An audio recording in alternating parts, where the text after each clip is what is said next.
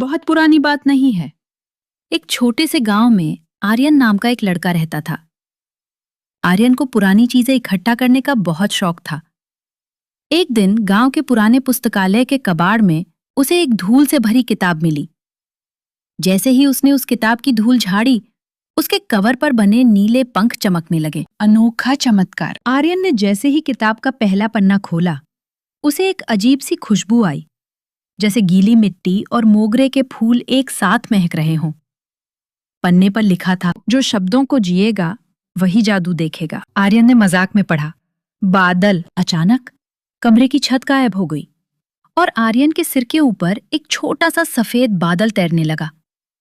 कमरे में हल्की हल्की बूंदें गिरने लगी। आर्यन हैरान रह गया।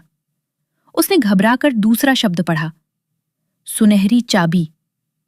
तुरंत उसके हाथ में एक भारी सोने की चाबी आ गई। जंगल की पुकार। तभी किताब से धीमी आवाज आई, आर्यन, मुझे तुम्हारी मदद चाहिए। किताब के पन्नों के बीच से एक नन्हा सा नीले रंग का पक्षी बाहर निकला। उसने बताया कि वो कथा लोक का रक्षक है और एक दुष्ट जादूगर ने वहां के सारे रंग चुरा लिए हैं। अगर रंगों को वापस नहीं लाया गया तो दुनिया की सारी कहानियां फीकी पड़ जाएंगी। आर्यन ने हिम्मत जुटाई। उसमें किताब में लिखा शब्द उड़न खटोला पढ़ा। पलक झपकते ही वो एक मखमली कालीन पर बैठकर बादलों के पार एक ऐसी दुनिया में पहुंच गया जहां सब कुछ सफेद और काला था। बुद्धि का उपयोग। वहां एक बड़ा सा पहाड़ था जहां जादूगर रहता था। जादूगर ने शर्त रखी, अगर तुम मुझे कोई ऐसी चीज सुना सको जिसे मैंने पहले कभी नहीं सुना तो मैं सारे रंग लौटा दूंगा। आर्यन ने अपनी अक्ल का इस्तेमाल किया। उसने संगीत और सुरों के बारे में पढ़ना शुरू किया। उसने किताब से आधुनिक संगीत की धुन निकाली। जैसे ही उसने संगीत की लय गुनगुनानी शुरू की, जादूगर दंग रह गया। उसने आज तक केवल सन्नाटा सुना था।